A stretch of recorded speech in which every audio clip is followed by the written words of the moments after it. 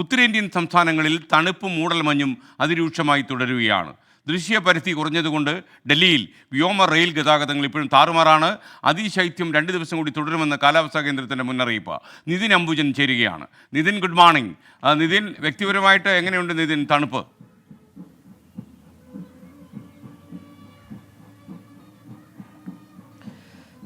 എസ്കെൻ, very good morning. കഴിഞ്ഞ ഏതാനും ദിവസങ്ങളിൽ തന്നെ അതികഠിനമായ തണുപ്പാണ് ഉണ്ടായിരിക്കുന്നത്. ഡൽഹി കൂടാതെ കഴിഞ്ഞ ദിവസങ്ങളിലൊക്കെ തന്നെ നാഗാലാൻഡ്, അതോടൊപ്പം മണിപ്പൂർ എന്നീ സംസ്ഥാനങ്ങളിലായിരുന്നു. അവിടെയെല്ലാം തന്നെ അതിശക്തമായ തണുപ്പ് അനുഭവപ്പെടുന്നുണ്ട്.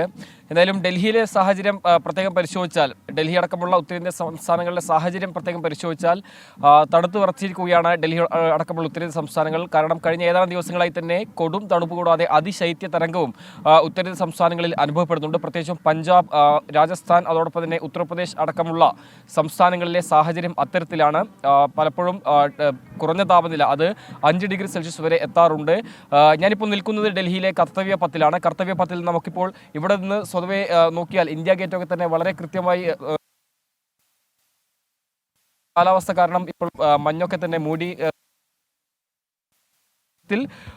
വലിയ തരത്തിലുള്ളൊരു മൂടൽമഞ്ഞ് ഡൽഹിയിലെ പലയിടങ്ങളിലും ഇന്ന് രാവിലെ അനുഭവപ്പെട്ടിട്ടുണ്ട്. ഉത്തരേ സംസ്ഥാനങ്ങളിലും വ്യത്യസ്തമല്ല സാഹചര്യം. ദൃശ്യപരിധി ഏതാണ്ട് 50 മീറ്ററിൽ താഴെയാണ്. റെയിൽ, അതോടൊപ്പം തന്നെ റോഡ് ഗതാഗതം, ട്രെയിൻ ഗതാഗതം എന്നിവയെല്ലാം തന്നെ ബാധിച്ചിട്ടുണ്ട്. ഡൽഹി വിമാനത്താവളത്തിൽ വിമാനങ്ങൾ വൈകുന്നു എന്നാണ് ഇപ്പോൾ ഏറ്റവും ഒടുവിലായി ഇന്ദിരാഗാന്ധി വിമാനത്താവള അധികൃതർ അറിയിച്ചിരിക്കുന്ന വിവരം. അടുത്ത 2 ദിവസം കൂടി ഇതേ സാഹചര്യം തുടരുമെന്ന് കാലാവസ്ഥാ നിരീക്ഷണ കേന്ദ്രം അറിയിക്കുന്നു. കാരണം അതിശൈത്യവും അതോടൊപ്പം തന്നെ മൂടൽമഞ്ഞും കാരണം കഴിഞ്ഞ ഏതാനും ദിവസങ്ങളായി ഇത്തരത്തിലാണ് അവസ്ഥ. ഇനി 2 ദിവസം കൂടി ഇതേ സാഹചര്യം തുടരും.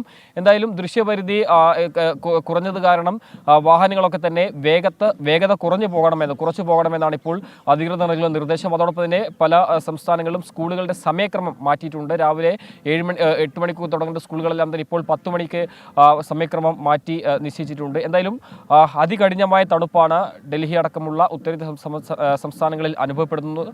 ഏതാണ്ട് 100-ലധികം ട്രെയിനുകൾ ഇന്ന് വൈകുന്നു എന്നാണ് ഇപ്പോൾ ഏറ്റവും ഒടുവിലായി പുറത്തു വന്ന വിവരം. സമാനമായി തന്നെയാണ് വ്യോമഗതാഗതവും വൈകുന്നുണ്ട്.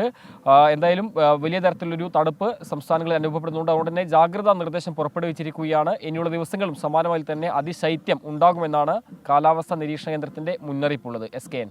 Thank you. നിതിൻ അംബുജനാണ്. ഡൽഹിയിലെ കാലാവസ്ഥ കണ്ടില്ലേ? അപ്പോഴൊക്കെയാണ് നമ്മുടെ ഈ നാട്ടിൻ്റെ കാര്യം, നമ്മുടെ നാടിൻ്റെ, കേരളത്തിൻ്റെ കാര്യം നമ്മൾ ആലോചിക്കേണ്ടത്. എത്ര സുഖമുള്ള കാലാവസ്ഥയാണ് നമ്മുടെ നാട്ടിൽ. തീവ്രമായ തണുപ്പില്ല, തീവ്രമായ ചൂടുമില്ല.